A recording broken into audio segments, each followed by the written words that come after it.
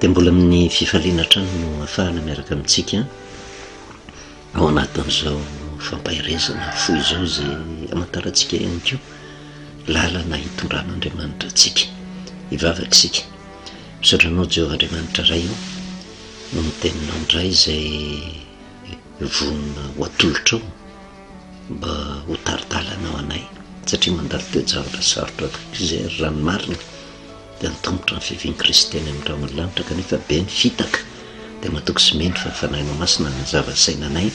mba afantaranay mandrakariva ny marina ka hizoranay ao amin'ny lalana soritanao. Dia ny nandretsy ho fameno mpanomponao amin'ny anaranao Jesosy, amen. Faly miaravantsika amin'ny anaran'i Jesosy manonona ny fahasoavana sy ny fiadanany tompo amintsika mandrakariva. Mandalo pasika tsika miresaka hoe fitombohan'ny dia ny pasika ary efa miainky tsika efa afaka ny pasika zany hoe eny an-dalantsika zao. Ary raha eny an-dalantsika ny gara manaraka miandry antsika dia ny Pentecoste izay mbola hitantsika koa fanazavana an'izay rehetrarehetra izay fa mamantatra tsika ilay fanafahana nataon'i Jehovah tao anatin'ny fitombohan'ny dia. Tsy hoe maty ilay zanak'ondry tsy misy kilema dia vitatra eo tsy miainga tao amin'ny tany Egipta ny zanak'Israely fa maty ilay zanak'ondry tsy misy kilema miainga ny zanak'Israely ary Jehovah ny tompo-marika amin'ny fandringanana ny fahavalo. Dia torak'izany koa maty Jesosy metomboka ny dia lasa ny pasika fahatsiarovana no nataontsika teo efa eny an-dalana indray tsika dia miandry antsika ny Pentecoste. Dia tahaka an'izay zavatra mitranga ihany tary amin'ny testamenta taloha dia Andriamanitra ny tompo-marika amin'ny famelezana ny fahavalona izay mitady isakatsakana ny olona efa afaka. Ary ny olona efa afaka tsy manana zo andeha hiady amin'ny fahavalo izy fa mangina izy matoky ny tenin'i Jehovah, Jehovah hiady anareo fianarako sangina. Inona no toe zavatra mitranga? Afaka satria maty ny zanak'ondry tsy misy kilema. Dia io ny resahantsika tamin'ny farany hoe be dia be ange ny olona mieritreritra hoe rehefa tena matoky an'i Jesosy miaraka amin'Andriamanitra dia tsisy problème intsony fa tsoa-kevitra lehibe izany satria ao anatin'ny dia izay tanterahana raha ny zanak'Israely ala amin'ny tany Egipta andeha ho any amin'ny tany Kanana be dia be ny fahavalo tsy maintsy sedrana eny am-pandehanana eny. Ary ny zavatra misy nefa dia hitantsika raha ny tantaran'ny soratra masina fa be dia be ange ny zanak'Israely ringana tsy tonga tany amin'ny tany Kanana izany hoe tsy tonga tamin'ny famonjena. Dia torak'izany koa ny toe-javatra hitranga mampatahotra satria milaza ny zavatra mitranga ty amin'ny farany ihany koa miainga isika tao anatin'ny pasika.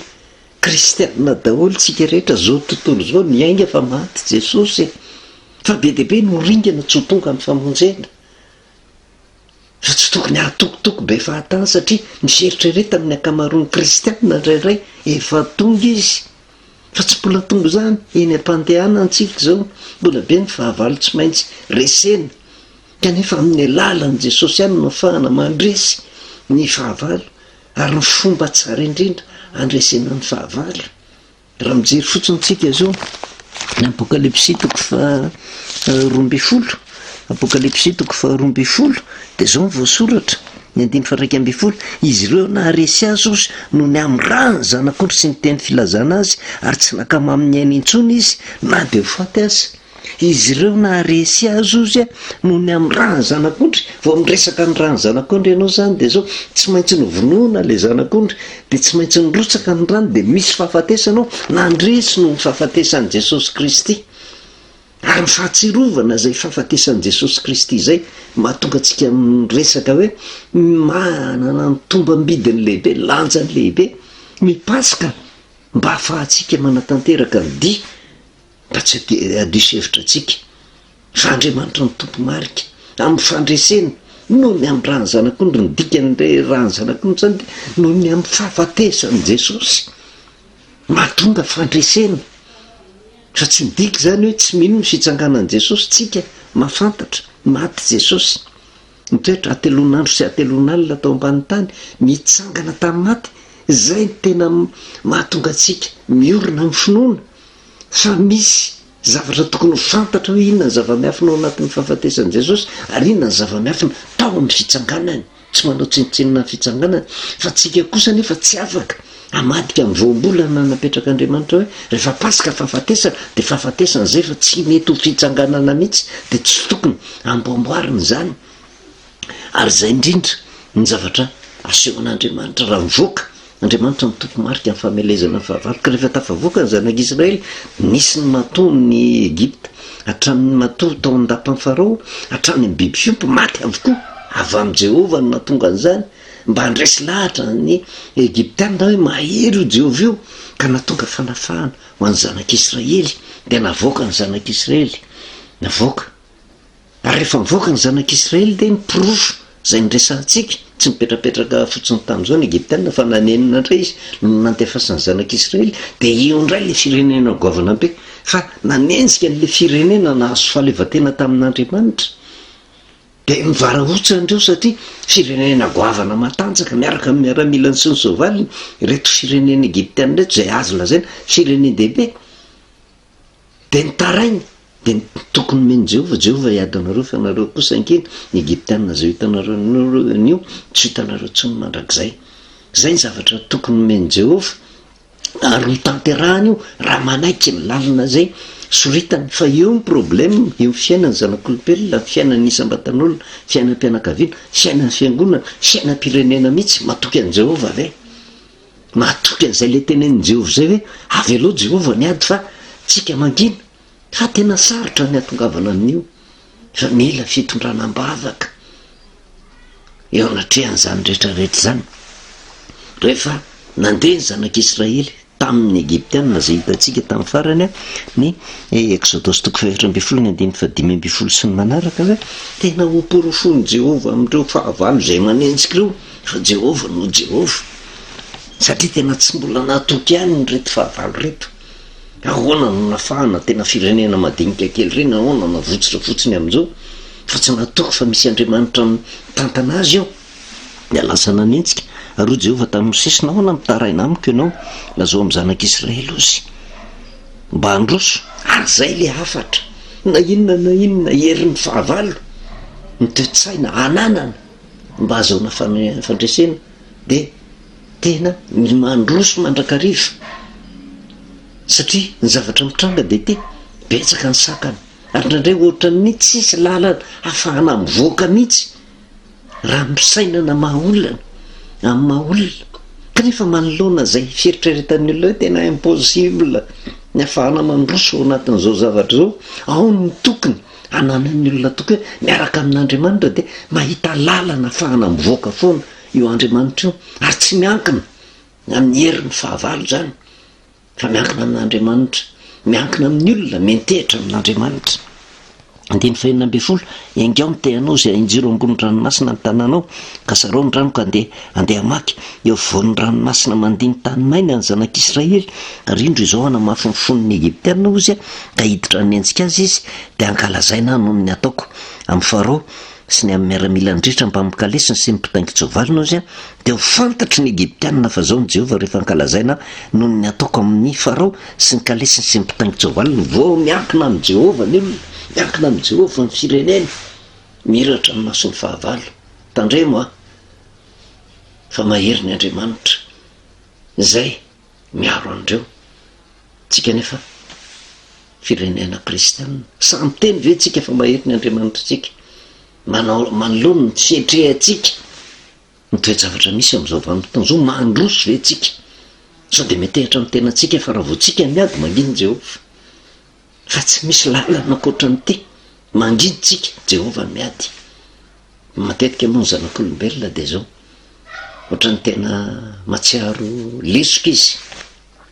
raha ohatra tsy manao ezaka ny tena ohatra ny te irehare zany ratsy za tsy tafavoaka amin'io kanefa ny zavatra mitrangeto tsy nahita lalaka letsona ange ny zanak'Israely tamin'ny vanim-potoana io efitra manodidina vaoriana manenjika ny Egyptianina manoloana azy ranomasina ray goavambe tsisy lalana ahafahana mivoaka zany hoe tena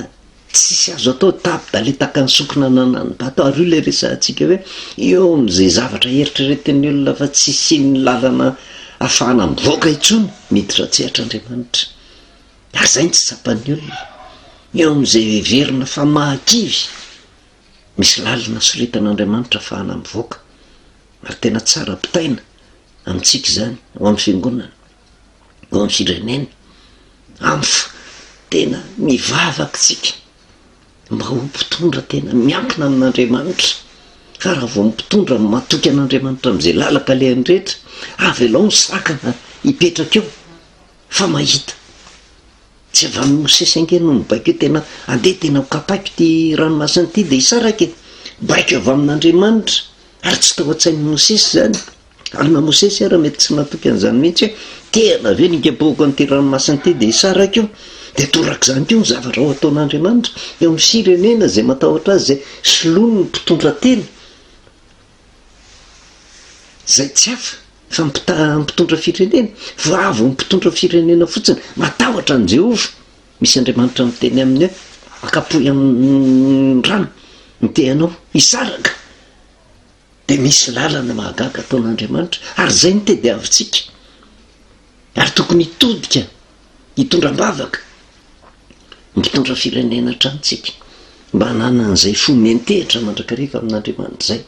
Ka izany mihaino ny feon'Andriamanitra hoe zao ny baiko ataonao mba hitondra fanafahana ho an'reto zanak'Israely eo ambany fitantananao izao, fa tonga de misy vavahady misokatra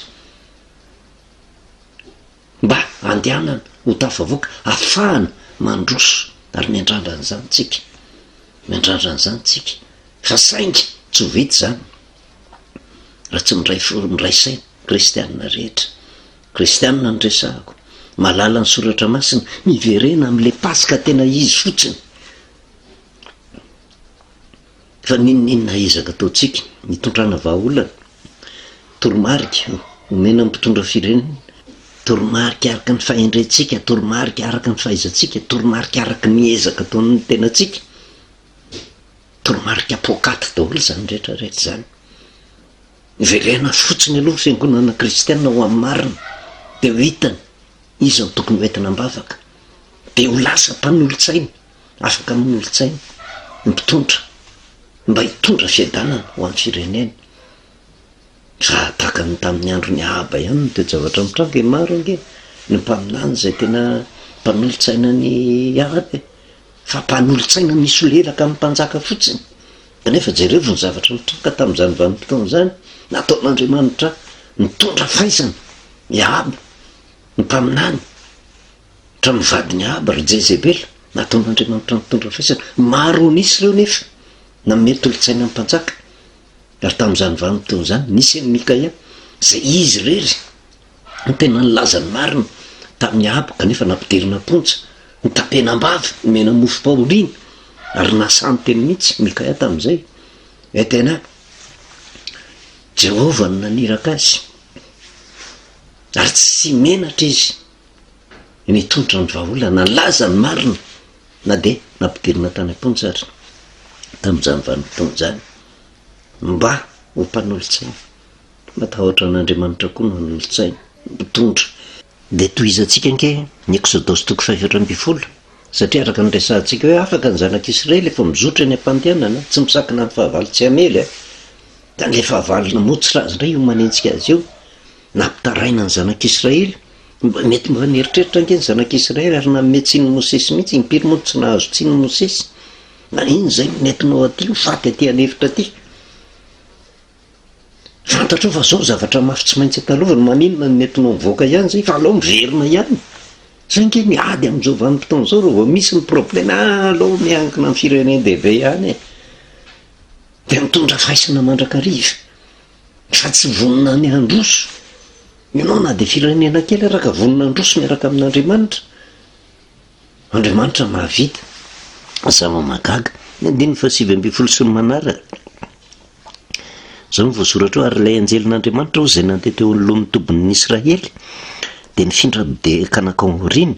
ary ny androrahoana nifindra ny ala teo alohany de nijanona teo aoriany ary tonga teo anelanelan'ny tobin'ny Egyptianina sy ny tobin'ny Israely de teo ihany ny rahona sy ny famaizinana, nefa nampazava ny alina kosa da de tsy nifanatony izy roa tota mandritry ny alina. Naenjitra Mosesy teo ambonin'ny ranomasina ny tanana izy ary rivotra mahery avy any antsinana no nampizavan'i Jehova ny ranomasina nandritry ny alina iny, da nataony tany maina ny ranomasina ozy ary de voasaraka ny rano de nandeha teo voan'ny ranomasina nandeha tany maina ny zanak'Israely ozy ary ny rano de tonga fefo azy teo amin'ny akavanany sy teo amin'ny akaviany. Mirakla zany fa tsy horaisina rabaka teny tahaka ny tamin'ny tany amin'ny zanak'Israely feon'izay tsy afahantsika mivoaka. Rehefa Andriamanitra no mitantana de manome ny toromarika rehetrarehetra mahavariana zany hoe tena ranomasina no misokatra tany maina no nandehanany zanak'Israely. Tsy nisy lalana ankoatran'izay namaky teo amin'izany tany maina zany ny zanak'Israely. Tantara goavana be fa raha fijerevantsika misehatra ara-panahy de tena taka misedra ranomasina mena nge zao ny firenena misedra ranomasina mena fa aiza le mpanompon'Andriamanitra meno ny feon'Andriamanitra hoe ingao ny tehanao sao de tsy meno ny feon'Andriamanitra fa sao de mandeha amin'ny herin'ny tenany mampanantena zavatra pokaty-kanjo mitondra fandrendrehana. Ary zay no anaovana antso mandrakariva hoe aleo mitodika amin'Andriamanitra reo olona. Araka ny resahantsika hoe maty Jesosy tsy maty ho an'ny olona mitandrina amin'ny Pasika faefatra amby folo ny volana Nisanina fotsiny le Pasika fahafatesan'i Jesosy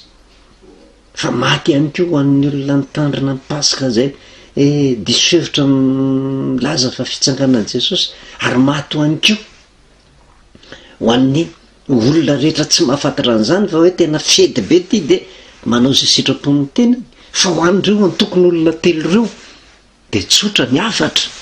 ndao re olona miverina amin'Andriamanitra tsika rehetra tsy misy fanavakavahana satria raha Jesosy maty ho antsika rehetra de zao ny marina ho antsika rehetra ihany koa de tsika ho afaka avy ny firenentsika io ihany lalana de mba iombo-po mba ho tokateny de ny marina ho anatao soratra masina mba hiaino tsara an'Andriamanitra mba fahatsika manolotsaina ny mpitondra satria tena mila mpanolotsaina avy amin'i Jehova ny mpitondra. Toizatsika de inona ny zavatra mitsanga ny 5:17 de nanenjika azy ny Egiptiana ozy ka niditra nanaraka azy teo voan'ny ranomasina de ny soavaly ny faharoa rehetra sy ny kalesiny sy ny mpitaingin-tsovaliny ary tamin'ny fiambenana maraina de nijery ny tombon'ny Egiptiana tao amin'ny andro rafo sy ny rahona Jehova ka nampifanaritaka ny tombon'ny Egiptiana ary nanala ny godian'ny kalesiny izy ka nampasarotra ny nandehanany de ho ny Egiptiana aoka ndositra ny tavan'ny Israely isika fa Jehova miady amin'ny Egiptiana ho an'ireo. Sokatra le ranomasina mena nandeha tany maina ny zanak'Israely tsy tonga saina mihitsy ny Egiptiana kaga e tena avy amin'Andriamanitra tokony atao ohatra izy lasa ny zanak'Israely inkozy mba nitsofoka tsy nieritreritra ny zavatra hitranga ao anatin'izy io fa may fotsiny te hanenjika nyreto zanak'Israely le te tratra atsika ireo tsy manana fiarovana ireo de any amin'ny lalana ny soritan'Andriamanitra izorany zanak'Israely mba niditra tany keo izy raha mifijery azy de ohatrany hoe samy mizotra amin'ny lalana ny soritan'Andriamanitra fa fifaran'ireo rototo ireo na de lalana ny soritan'Andriamanitra nitondrana fanafahana ho an'ny zanak'Israely fa zay foana ange io Andriamanitra io na de diso ara le olona ka misokatra le lanitra le lalana avelany izotra eo daholo hatramin'ny Egiptiana fa raha tonga saina ny Egiptiana ka niverina tamin'Andriamanitra tsy ringana tao izy de tena mahery zany Andriamanitra zany fa tena diso tsika nanendrika nyreto Egiptiana reto fa aleo mibebaka aminy tsy ringana tao izy fa mitanjona kendreny ny amely le vahoaka an'Andriamanitra zay Jehova ny miady ho azy ka rehefa tena nampifanaritahan'Andriamanitra nampasarotra nandehanana teo voan'ny ranomasina tao vao tonga saina amin'izay ny Egiptiana hoe aoka atositra isika ny tavan'ny Israely fa Jehova ozy ny miady amin'ny Egiptiana ho an'ireo de marina le tenin'i Jehova ery hoe ny 9:20 de fantatry ny Egiptiana fa zany Jehova rehefa ankalazaina noho ny ataoko amin'ny Farao sy ny kalesiny sy ny mpitaingin-tsovaliny de ho hitantsika indraiky fa marina ny tenin'i Jehova hiady anareo fianareo kosa nykiny eny an-dalana io de entina ilazana amintsika hoe ny tompoka ny didy efa ny mpandehanana mbola lavitra vo tonga any amin'ny tany Kanana fa tsy mora ny lalak'aleny fa avalo eo foana Jehovah koa eo foana atraiza mifampikisy antsika amin'ny Jehovah voninahitro an'Andriamanitra rery any vavakisika sotranao Jehovah Andriamanitra ray amin'ny teny fampahirezana no menao indray fa nainao masina no nanokatra ny masom-panahinay mba ahatonga anay tompo atakatra zany herinao lehibe zany rindrindra ny firenenay tsy adinonay no mitondra n'izany ompelan-tananao mba ho firenena matahotra anao tompoko na dia kely sy bitika azy dia mba taka tantananao zanak'Israely mba ho gata ary mba ho fantatry ny fahavalo rehetra izay mangenja fa ianao ny Jehovah izay mitantana ny firenena misaotra indrindra ray eo amin'ny anaranao Jesosy amen. Mavelomantsika amin'ny anaran'i Jesosy manonona ny fahasoavana sy ny fiadanan'ny tompo ao amintsika mandrakariva.